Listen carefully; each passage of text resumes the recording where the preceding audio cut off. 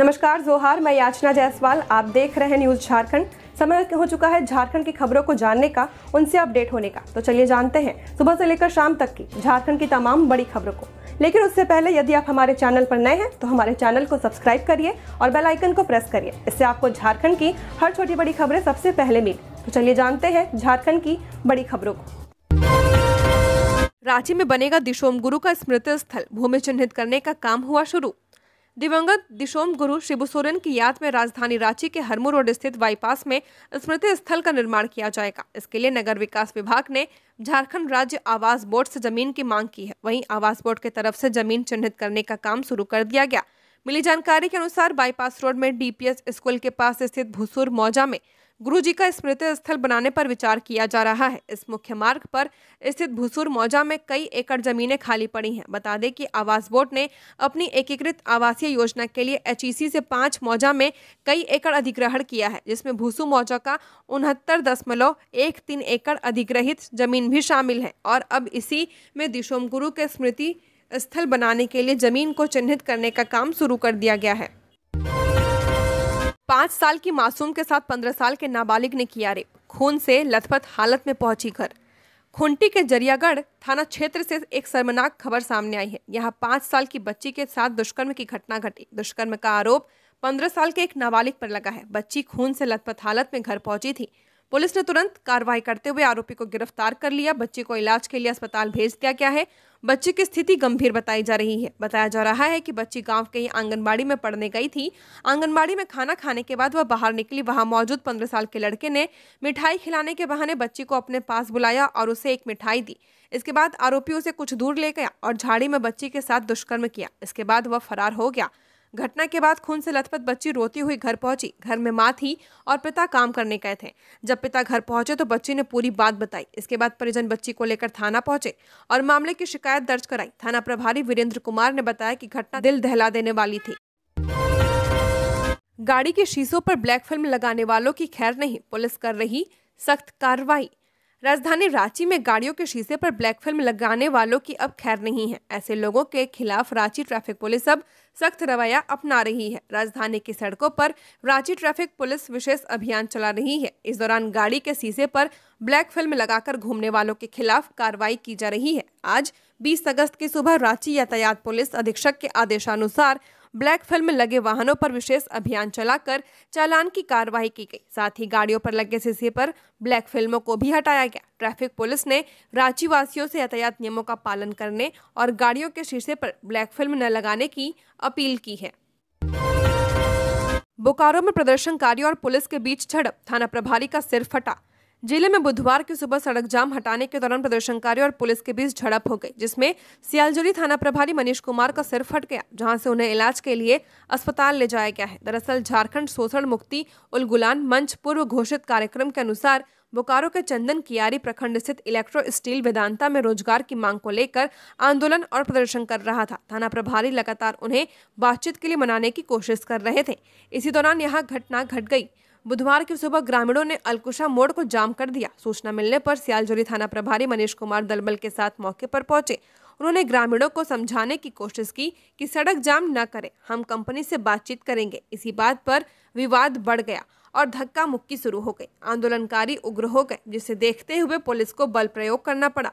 इससे कुछ देर के लिए भगदड़ की स्थिति बन गई। इसी दौरान थाना प्रभारी को भी चोट लग गई। घायल थाना प्रभारी मनीष कुमार ने बताया कि प्रदर्शनकारियों ने सड़क जाम कर रखी थी। उन्हें जाम हटाने के लिए समझाया जा रहा था। उन्हें यह भी कहा गया कि उन्हें कंपनी से बात कराई जाएगी, लेकिन वे नहीं माने। इसी बीच किसी ने सिर पर लाठी चला दिया। जानकारी के अनुसार थाना प्रभारी के घायल होने के बाद भी अलकुशा मोड़ पर आंदोलन जारी रहा। थाना प्रभारी मनीष कुमार का फिलहाल इलाज चल रहा है। उनके सिर और हाथ में चोटें आई हैं। कुछ आंदोलनकारियों के भी घायल होने की खबर है। नीट पीजी 2025 रिजल्ट, देवघर की आयुषी मुखर्जी को देश भर में 116वां rank. National board of examination in medical science ने नेट पीजी 2025 का रिजल्ट जारी कर दिया है। इस बार झारखंड के अभ्यर्थियों ने बेहतरीन प्रदर्शन किया। देवघर की आयुषी मुखर्जी ने ऑल इंडिया स्तर पर 116वां रैंक हासिल कर राज्य का नाम रोशन किया है। जारी सूचना के अनुसार जनरल और ईडब्ल्यूएस कैटेगरी के लिए कट ऑफ स्कोर 276, 50 परसेंटाइल तय किया गया। वहीं SC/ST और OBC कैटेगरी के लिए कट ऑफ 235 अंक 40 परसेंटाइल रखा गया है। परीक्षा में शामिल अभ्यर्थी 29 अगस्त से अपना स्कोर कार्ड डाउनलोड कर सकेंगे। रांची समेत 8 जिलों में भारी बारिश का अलर्ट, अगले 48 घंटे हैवी रेन की चेतावनी, 25 अगस्त तक ऐसा ही रहेगा मौसम। मौसम विभाग के अनुसार बंगाल की खाड़ी और ओडिशा तट पर बने निम्न दबाव का असर झारखंड पर भी पड़ रहा है। इस कारण राज्य में 25 अगस्त तक रुक रुक कर बारिश होने की संभावना जताई गई है। विभाग ने कई जिलों के लिए अलर्ट जारी किया है। मंगलवार को भी दिन भर रुक रुक कर बारिश होती रही। आज भी सुबह से अधिकांश जिलों में बादल छाए हुए हैं। आज राज्य के कई हिस्सों से आसमान में बादल छाए हुए हैं और शाम तक हल्के से मध्यम बारिश होने की संभावना है। वहीं 21 अगस्त को रांची, रामगढ़, हजारीबाग, बोकारो, गिरिडीह, धनबाद, देवघर और जमशेदपुर में वज्रपात के साथ भारी बारिश का अनुमान है। मौसम विभाग ने इन जिलों में 21 और 22 अगस्त को येलो और ऑरेंज अलर्ट जारी कर लोगों से सतर्क रहने की अपील की है। राज्य में सबसे ज्यादा बारिश पश्चिमी सिंहभूम के गोइलकेरा में 36.6 मिलीमीटर दर्ज की गई है। विभाग का कहना है कि अगले 24 घंटे में राज्य के कई हिस्सों में गरज चमक के साथ बारिश हो सकती है। इसके अलावा राज्य के मध्य और दक्षिणी हिस्से में भी रुक रुक कर बारिश जारी रहने के आसार हैं। 1 जून से अब तक झारखंड में 888.9 मिलीमीटर बारिश हो चुकी है, जबकि सामान्य बारिश 700.5 मिलीमीटर रहती है। यानी राज्य में अब तक 27% ज्यादा बारिश हुई है। सबसे ज्यादा बारिश साहेबगंज जिले में 1094.2 मिलीमीटर और सबसे कम गढ़वा में 375.6 मिलीमीटर दर्ज की गई है। पिछले 24 घंटे में औसतन 16 मिलीमीटर बारिश पूरे राज्य में हुई है। ड्रीम 11 रमी पोकर को सरकार बंद कर सकती है। लोकसभा में पेश हुआ गेमिंग बिल, इसमें 3 साल तक की जेल का भी प्रावधान। केंद्र सरकार ने आज यानी 20 अगस्त 2025 को लोकसभा में promotion and regulation of online gaming bill 2025 पेश किया है। ये बिल ऑनलाइन गेमिंग को रेगुलेट करने और रियल मनी गेम्स पर पूरी तरह रोक लगाने के लिए है। कल इसे कैबिनेट से मंजूरी मिली थी। अगर संसद में ये बिल पास हो गया तो ये सभी मनी बेस्ड ऑनलाइन गेम्स पर रोक लग जाएगी, चाहे ये गेम्स स्किल बेस्ड हो या चांस बेस्ड, यानी फैंटेसी स्पोर्ट्स जैसे ड्रीम 11, रमी पोकर वगैरह सब बंद हो सकते हैं। इन गेम्स का प्रचार करना भी गैर कानूनी होगा। वांछित व्यक्ति की मुठभेड़ में मौत के खिलाफ रांची में कैंडल मार्च निकालेंगे आदिवासी समूह। झारखंड के आदिवासी संगठनों ने कई आपराधिक मामलों में वांछित सूर्य नारायण हांसदा की सुरक्षा कर्मियों के साथ कथित मुठभेड़ में हुई मौत के विरोध में बुधवार शाम रांची में कैंडल मार्च निकालने का फैसला किया है। आदिवासी नेताओं ने यह जानकारी दी।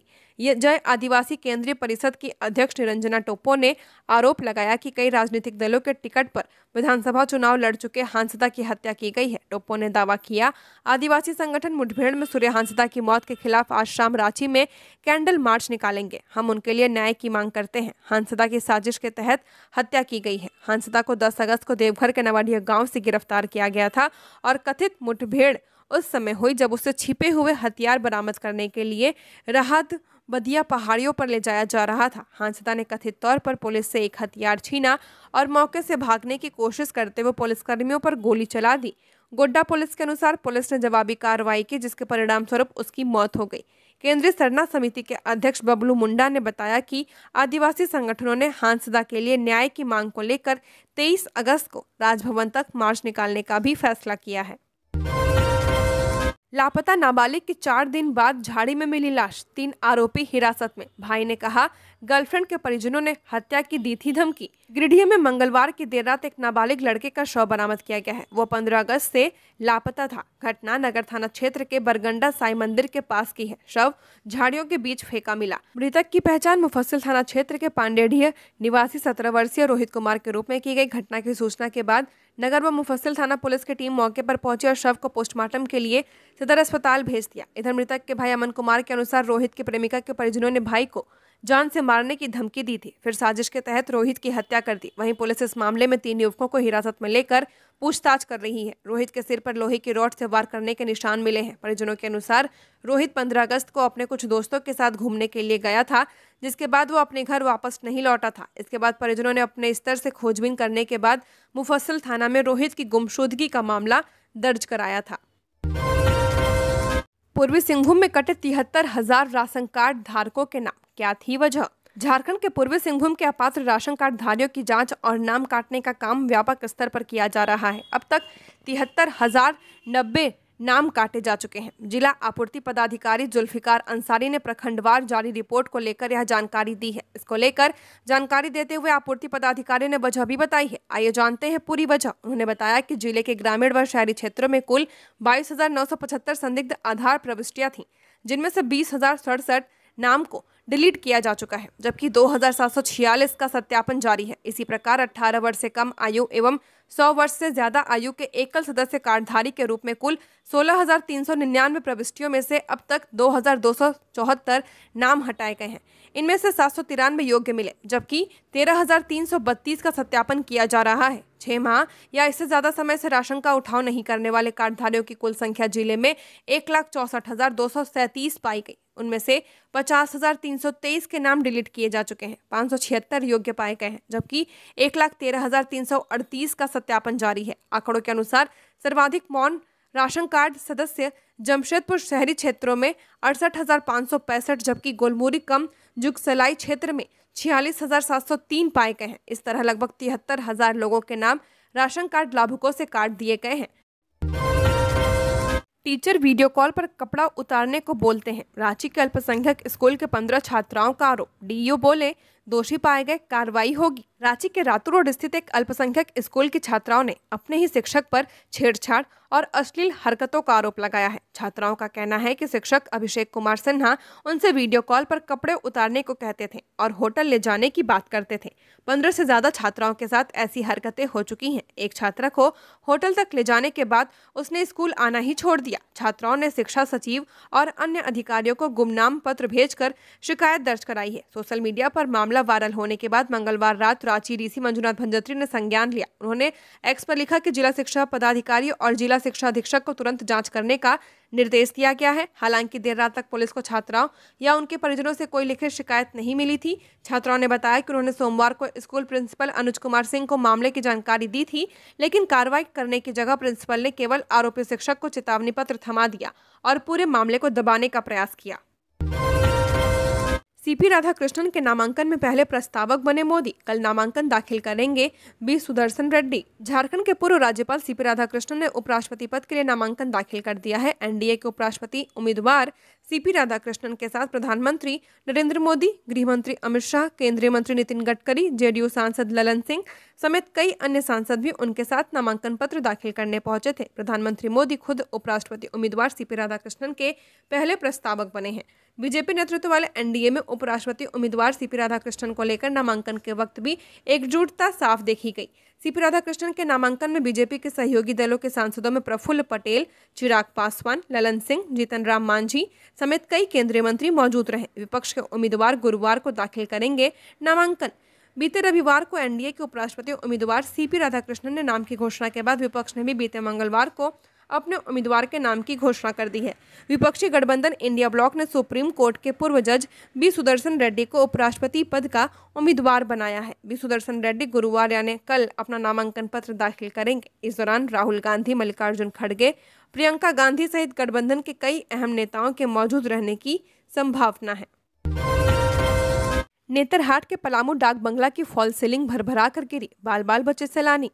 नेतरहाट स्थित प्रतिष्ठित पलामू डाक बंगला में बुधवार की सुबह एक बड़ा हादसा होते होते टल गया। बंगला के 4 नंबर कमरे के पास बरामदे की फॉल सीलिंग अचानक भरभरा कर गिर गई। गनीमत रही कि वहां बैठे सैलानी इसकी चपेट में नहीं आए। सीलिंग महज कुछ इंच की दूरी पर गिरी है, जिससे सैलानियों की जान बाल बाल बच गई। बंगले में ठहरे एक सैलानी ने बताया कि वह सुबह टहलने के बाद कमरे के बाहर बरामदे में बैठे थे, तभी अचानक ऊपर से फॉल सीलिंग गिर गई। कुछ क्षणों तक समझ ही नहीं आया कि क्या हुआ। चौंकाने वाली बात यह थी कि पलामू डाक बंगला का रिनोवेशन पिछले वर्ष ही करीब 2 करोड़ रुपए की लागत से कराया गया था। महज 1 साल में ही सीलिंग गिरने की घटना निर्माण कार्य की गुणवत्ता पर गंभीर सवाल खड़े कर रही है। पलामू डाक बंगला नेतरहाट की शान माना जाता है। यहाँ आमतौर पर सरकार के आला अधिकारी, न्यायिक पदाधिकारी और विशिष्ट अतिथि ठहरते हैं। नेतरहाट में जब भी कोई सरकारी कार्यक्रम होता है तो लोगों की यह पहली पसंद होता है। आजादी के बाद पहली बार फुलवरिया में पहुंचेगी बिजली, वर्षों से ग्रामीण कर रहे हैं इंतजार। कोडरमा मुख्यालय से सटे कोडरमा नगर पंचायत के वार्ड नंबर 1 फुलवरिया में आजादी के बाद से अब तक बिजली नहीं पहुंच पाई है। हालांकि अब जाकर यहां उम्मीद जगी है। विधायक डॉक्टर नीरा यादव ने यहां बिजली आपूर्ति के लिए खंभे लगाने के कार्य का विधिवत उद्घाटन किया, जिसके बाद लोगों को उम्मीद है कि उनके घर भी बिजली से रोशन होंगे। दरअसल नगर पंचायत का यह इलाका वन क्षेत्र और वन्यजीव अभ्यारण्य क्षेत्र के बीच स्थित है, इसलिए वन विभाग की अनापत्ति नहीं मिलने के कारण फुलवरिया गांव अब तक बिजली आपूर्ति से कोसों दूर था। ऐसे में यहाँ रहने वाले लोगों की परेशानियों का कोई अंत नहीं था, लेकिन वन विभाग से अब एनओसी मिल चुका है, जिसके बाद विधायक डॉक्टर नीरा यादव के प्रयास से फुलवरिया में बिजली आपूर्ति का कार्य शुरू हो चुका है। झारखंड पुलिस के कई आईपीएस अधिकारी केंद्रीय प्रतिनियुक्ति पर जाने की तैयारी में। झारखंड पुलिस के कई आईपीएस अधिकारी केंद्रीय प्रतिनियुक्ति पर जाने की तैयारी में हैं। इन अधिकारियों में आईजी और डीआईजी रैंक के अधिकारी भी शामिल हैं। ऐसी भी खबरें हैं कि एक वरिष्ठ आईपीएस अधिकारी दोबारा केंद्रीय प्रतिनियुक्ति पर जाने की योजना बना रहे हैं। इनमें से कुछ अधिकारियों की फाइलें आगे बढ़ चुकी हैं। सरकार से अनुमति मिलते ही वे केंद्रीय प्रतिनियुक्ति पर चले जाएंगे। वहीं कई अन्य अधिकारी केंद्रीय प्रतिनियुक्ति पर जाने के लिए आवेदन करने की तैयारी में हैं। हजारीबाग में अंबा प्रसाद का बड़ा आरोप, भाई पर उग्रवादी संगठन चलाने का लगाया गया झूठा आरोप, प्रशासन और माइनिंग माफिया पर साधा निशाना। हजारीबाग की कांग्रेस के पूर्व विधायक अंबा प्रसाद ने अपने भाई पर झारखंड टाइगर ग्रुप जैसे उग्रवादी संगठन संचालित करने के आरोपों को सिरे से खारिज कर दिया। मीडिया से बातचीत में उन्होंने कहा कि उनके भाई का राजनीति से कभी कोई संबंध नहीं रहा है और अचानक से टारगेट करने की कोशिश की जा रही है। अंबा प्रसाद ने इस मामले को माइनिंग माफिया और प्रशासन की मिलीभगत का नतीजा बताया है। उन्होंने कहा कि हजारीबाग और आसपास के ग्रामीणों को अवैध खनन का विरोध करने पर 307 जैसी गंभीर धाराओं में फंसाया जा रहा है। कोर्ट ने भी इस मुद्दे पर पुलिस कार्रवाई पर सवाल उठाए हैं और एसपी व डीजीपी से सवाल जवाब तलब किया है। अंबा प्रसाद ने आरोप लगाया कि कुछ गरीब ग्रामीणों को पकड़ने के लिए 400 पुलिसकर्मी और 20 थाना प्रभारी लगाए गए, जबकि उनके पास किसी भी तरह का इंजरी रिपोर्ट तक मौजूद नहीं था। उन्होंने कहा कि गरीब रैयतों को टॉर्चर कर जेल भेजा गया, जबकि असली खनन माफियाओं पर कोई कार्रवाई नहीं हो रही है। पूर्व विधायक ने कहा कि झारखंड में खनिज संसाधनों की लूट खुलेआम हो रही है और प्रशासन रैयतों का साथ देने के बजाय माइनिंग कंपनियों और कॉरपोरेट घरानों का संरक्षण कर रहा है। उन्होंने इसे माइनिंग टेररिज्म करार देते हुए चेतावनी दी है कि अगर यह रवैया जारी रहा तो वह भ्रष्ट अधिकारियों के कार्यालय का घेराव करेंगी। रांची में शराब दुकानों की बंदोबस्ती प्रक्रिया अंतिम चरण में, अब तक 86% आवेदन प्राप्त। रांची में शराब दुकानों की बंदोबस्ती की प्रक्रिया अब लगभग पूरी होने की कगार पर है। इस बार ग्रुप आधार पर शराब दुकानों का आवंटन किया जा रहा है। लॉटरी प्रणाली के जरिए दुकानों का चयन होगा और इसके लिए अब तक कुल 86% आवेदन आ चुके हैं। आवेदन जमा करने की अंतिम तिथि 20 अगस्त शाम 7 बजे तय की गई है। आवंटन प्रक्रिया के तहत अगर किसी दुकान के लिए आवेदन प्राप्त नहीं होता है तो संबंधित दुकान को लेकर आगे बिडिंग की जाएगी। अधिकारियों ने स्पष्ट किया कि इस प्रक्रिया को 3 चरणों में पूरा किया जाना है। वहीं जिन दुकानों के लिए अंत तक भी आवेदन नहीं आएंगे उन्हें Jharkhand state beverage corporation limited के जिम्मे संचालन के लिए सौंपा जाएगा। उत्पाद एवं मद्य निषेध विभाग ने शराब माफियाओं की साजिशों और गैर कानूनी गतिविधियों को ध्यान में रखते हुए नई रणनीति बनाई है। अधिकारियों का कहना है कि इस बार की व्यवस्था में पारदर्शिता सुनिश्चित करने के साथ साथ अवैध कारोबार पर कड़ी निगरानी रखी जाएगी। दहेज केस में वारंट जारी होने पर ससुराल वालों का बवाल। आसनसोल के परिवार ने मिहिजाम में बहू के घर जाकर की मारपीट, दी जान से मारने की धमकी। आसनसोल के धदका निवासी प्रेम कुमार पासवान और उनके परिवार के खिलाफ दहेज उत्पीड़न का मामला दर्ज होने और गिरफ्तारी वारंट जारी होने से नाराज होकर उन्होंने मिहिजाम में बहू के मायके में जाकर हंगामा किया। उन्होंने बहू और उसके परिवार के साथ मारपीट की और केस वापस न लेने पर जान से मारने की धमकी दी है। जानकारी के मुताबिक मिहिजाम के मालपाड़ा निवासी मनोज पासवान की बेटी आरती की शादी मई 2022 में प्रेम कुमार से की गई थी। शादी के 4-5 दिन बाद से ही आरती को पल्सर बाइक और दहेज के लिए प्रताड़ित किया जाने लगा। 1 माह बाद आरती की तबीयत बिगड़ने पर उसे अस्पताल में भर्ती कराया गया। इसके बाद उसके पिता उसे मिहिजाम ले आए। कुछ दिनों बाद प्रेम कुमार ने आरती को तलाक का नोटिस भेज दिया। कारण पूछने पर उन्होंने कहा कि वह कभी मां नहीं बन सकती। इसके बाद आरती ने जामताड़ा न्यायालय में दहेज उत्पीड़न का केस दर्ज कराया है। गोड्डा को मिला दशहरा दिवाली गिफ्ट, सांसद निशिकांत दुबे ने किसे कहा थैंक यू। गोड्डा में महागामा से एकचारी तक 1500 करोड़ रुपए की लागत से 4 लेन सड़क बनेगी। देवघर से हंसडीहा तक 1700 करोड़ रुपए की लागत से 4 लेन सड़क बनेगी। वहीं 2500 करोड़ रुपए की लागत से देवघर मधुपुर और मधुपुर बाईपास का निर्माण किया जाएगा। इसके अलावा हंसडीहा महारो मोड़ भाया नौनिहाट राष्ट्रीय मार्ग का निर्माण किया जाएगा। मधुपुर जमताड़ा भाया मरगोमुंडा हाईवा बनेगा। गोड्डा से दुमका भाया अगिया मोड़ हाईवे बनेगा। बाराहाट कहलगांव हाईवे गोड्डा ढाका मोड़ हाईवे बनेगा। गोड्डा सांसद निशिकांत दुबे ने यह जानकारी दी है। उन्होंने बताया कि कई नेशनल हाईवे के अलावा गोड्डा में कझिया रिवर फ्रंट का निर्माण होगा। देवघर ढहवा रिवर फ्रंट का निर्माण किया जाएगा। निशिकांत दुबे ने इसे गोड्डा वासियों को केंद्र सरकार का दशहरा दिवाली गिफ्ट बताया है।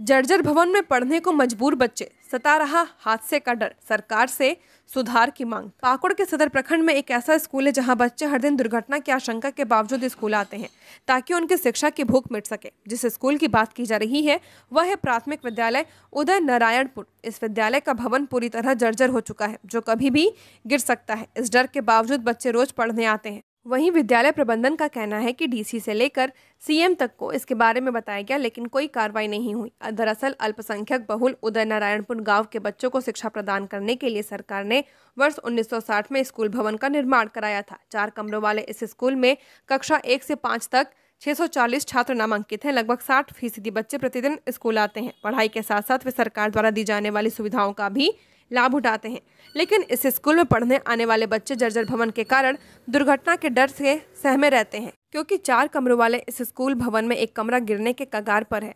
कमोबेश 3 अन्य कमरे भी जर्जर अवस्था में पहुंच चुके हैं। प्राथमिक विद्यालय उदय नारायणपुर में पढ़ने आने वाले स्कूली बच्चों का हौसला इतना बुलंद है कि वे हादसे के डर के बावजूद हर दिन स्कूल आ रहे हैं। धनबाद में बिजली घर पर हमला, केबल और सामान लूटा। नकाबपोश अपराधियों ने कर्मियों को बंधक बनाया, मारपीट की, सीसीटीवी भी तोड़ा। धनबाद के बरोरा थाना क्षेत्र स्थित बीसीसीएल बिजली घर में मंगलवार की देर रात नकाबपोश अपराधियों ने धावा बोलकर जमकर उत्पात मचाया है। 30 की संख्या में लाठी डंडे और हथियार से लैस अपराधी सेंधमारी कर अंदर घुसे और ड्यूटी पर तैनात कर्मियों से मारपीट की है। अपराधियों ने कर्मियों को बंधक बना लिया और लाखों रुपए की कीमत का केबल काट कर ले गए। घटना के दौरान अपराधियों ने सीसीटीवी कैमरे को भी क्षतिग्रस्त कर दिया। जाते वक्त उन्होंने कर्मियों से नकदी, मोबाइल, टॉर्च और अन्य सामान भी लूट लिया। मारपीट में बीसीसीएल कर्मी ब्रजेश यादव गंभीर रूप से घायल हो गए, जबकि कर्मी राजीव कुमार और पोलमैन अनिल को भी चोटें आई हैं। कर्मचारियों ने बताया कि अचानक बड़ी संख्या में नकाबपोश अपराधी बिजली घर में घुस गए थे। सभी हथियारबंद थे और पहुंचते ही मारपीट शुरू कर दी थी। इसके बाद उन्हें बंधक बनाकर केबल समेत अन्य सामान लूट लिया गया। घटना से कर्मचारी दहशत में हैं। आसनसोल सीआईबी की बड़ी कार्रवाई, स्लीपर कोच के बाथरूम से विदेशी शराब बरामद, 4 तस्कर गिरफ्तार। अवैध शराब के विरुद्ध चलाए जा रहे विशेष अभियान के तहत आसनसोल सीआईबी की टीम ने एक बड़ी सफलता हासिल की है। टीम ने गाड़ी संख्या 13137 अब कोलकाता आजमगढ़ साप्ताहिक एक्सप्रेस के स्लीपर कोच के 2 बाथरूमों में भारी मात्रा में विदेशी शराब जब्त करते हुए 4 शराब तस्करों को गिरफ्तार किया है। जानकारी के अनुसार ये सभी शराब बिहार ले जाई जा रही थी। आरपीएफ इंस्पेक्टर हरिंद्र कुमार सिंह ने बताया कि कुल 4 पीठू बैग और 3 प्लास्टिक के थैलों में शराब को छिपाकर स्लीपर कोच के बाथरूम में रखा गया था। पकड़े गए तस्करों और बरामद शराब को आसनसोल सीआईबी की टीम द्वारा मधुपुर पोस्ट लाया गया, जहां जांच के दौरान निम्नलिखित सामान बरामद किया गया है, जिसमें रॉयल स्टैग विस्की 750 ml की 1 बोतल, Hunter beer 5139 bottle, Magic Moment vodka 750 ml की 16 बोतल, फ्रूटी 180 ml शराब पैक 25 पीस बरामद किया गया है। उक्त सभी शराब की अनुमानित बाजार कीमत करीब 30,100 रुपये बताई जा रही है। मौके पर मौजूद गवाहों की उपस्थिति में जब्ती सूची तैयार की गई और आवश्यक कानूनी प्रक्रिया पूरी करने के बाद जब्त शराब को उत्पाद विभाग देवघर को सौंप दिया गया है। एक्शन में रांची नगर निगम, हीनू इंदिरा पैलेस के पास अतिक्रमण पर चला बुलडोजर। रांची नगर निगम द्वारा शहर को अतिक्रमण मुक्त बनाने के लिए लगातार अभियान चलाया जा रहा है। इसी क्रम में निगम की इन्फोर्समेंट टीम ने आज हीनो स्थित इंदिरा पैलेस के आसपास बड़े पैमाने पर अतिक्रमण के खिलाफ कार्रवाई की है। निगम की टीम सुबह ही जेसीबी और ट्रक के साथ मौके पर पहुंची और सड़क किनारे लगे अवैध गुमटी, ठेला और दुकानों को हटाना शुरू कर दिया। इस दौरान कई अवैध गुमटी और ठेले भी जब्त किए गए हैं। निगम अधिकारियों ने स्पष्ट किया कि सार्वजनिक रास्तों और फुटपाथों पर किसी भी तरह का अवैध कब्जा बर्दाश्त नहीं किया जाएगा। हालांकि आसपास के कुछ लोगों ने अभियान का विरोध किया, लेकिन सुरक्षा बल की मौजूदगी में निगम टीम ने बिना किसी रुकावट के काम जारी रखा है। नगर निगम ने बताया कि यह अभियान सिर्फ हीनू तक सीमित नहीं है, बल्कि रांची शहर के लगभग सभी इलाकों में अतिक्रमण के खिलाफ लगातार कार्रवाई की जा रही है। मुख्य सड़कों और बाजार क्षेत्रों को अतिक्रमण से मुक्त करना, लोगों को सुगम यातायात और पैदल चलने की सुविधा देना निगम का लक्ष्य है। कोचिंग संचालक पर दुष्कर्म का आरोप, लंबे समय से घटना को अंजाम दे रहा था आरोपी। पलामू के पनकी में स्थित एक कोचिंग सेंटर में नाबालिग लड़के से दुष्कर्म का मामला सामने आया है। पीड़िता का कहना है कि आरोपी कोचिंग संचालक लंबे समय से उसका यौन शोषण कर रहा था। आरोपी की पहचान तुलेश्वर यादव के रूप में की गई है। पुलिस ने आरोपी के खिलाफ पॉक्सो अधिनियम के अंतर्गत मामला दर्ज कर लिया है। हालांकि आरोपी फरार है। पुलिस आरोपी की तलाश कर रही है। मेदिनीनगर महिला थाने की प्रभारी रूपा बाखला ने बताया कि पीड़ित 10वीं कक्षा की छात्रा है और पिछले कई महीनों से आरोपी की कोचिंग में पढ़ने के लिए आ रही थी। पुलिस के पास दर्ज कराई शिकायत में पीड़िता ने आरोप लगाते हुए कहा कि आरोपी लंबे समय से उसका यौन उत्पीड़न कर रहा था, जिसके कारण उसे अपने माता पिता को यह बात बतानी पड़ी। बाखला ने बताया कि लड़की का मेदिनीनगर मेडिकल कॉलेज एवं अस्पताल में मेडिकल परीक्षण भी कराया गया है। साथ ही आरोपी की गिरफ्तारी के लिए छापेमारी भी शुरू कर दी गई है। रांची पुलिस ने लूटपाट की घटना का किया खुलासा। 3 अपराधी और एक किशोर को किया गिरफ्तार। रांची में 15 अगस्त को हुई लूट और छिनतई की 2 अलग अलग घटनाओं का पुलिस ने सफलतापूर्वक खुलासा किया। इन घटनाओं में शामिल 3 अपराधियों और एक किशोर को गिरफ्तार कर लिया गया है। बता दें कि पहली घटना 15 अगस्त को शाम करीब 4 बजे आकाशवाणी के पीछे हुई थी, जहां अपराधियों ने एक व्यक्ति का मोबाइल और पैसे लूट लिए थे और वहां से फरार हो गए थे। उसी दिन रात करीब 8:30 बजे हरमू रोड के दिगंबर जैन भवन के पास स्कूटी सवार 2 अपराधियों ने एक लड़की का पर्स छीना और मौके से फरार हो गए, जिसके बाद पुलिस ने इन दोनों घटनाओं को गंभीरता से लेते हुए तुरंत कार्रवाई शुरू कर दी थी। वहीं डीआईजी सह एसएसपी के निर्देश पर एक विशेष टीम का गठन किया गया। इस टीम का नेतृत्व कोतवाली डीएसपी ने किया है। गठित टीम ने सीसीटीवी और अन्य साक्ष्यों को इकट्ठा करते हुए दोनों मामलों की गुत्थी सुलझाई। कांड संख्या 434/25 लूट में शामिल 2 अपराधियों को गिरफ्तार कर लिया गया है। साथ ही उनके पास से लूटा हुआ मोबाइल भी बरामद कर लिया गया। वहीं कांड संख्या 438/25 छिनतई में शामिल एक अपराधी को गिरफ्तार कर लिया गया है और एक किशोर को भी पकड़ा गया है, जिसके पास से पीड़िता का छीना हुआ पर्स, पासबुक, एटीएम कार्ड और घटना में इस्तेमाल की गई स्कूटी भी बरामद कर ली गई है। तो ये थी झारखंड की टॉप बड़ी खबरें। ऐसे ही झारखंड की हर खबरों को जानने के लिए हमारे चैनल को सब्सक्राइब करें। धन्यवाद।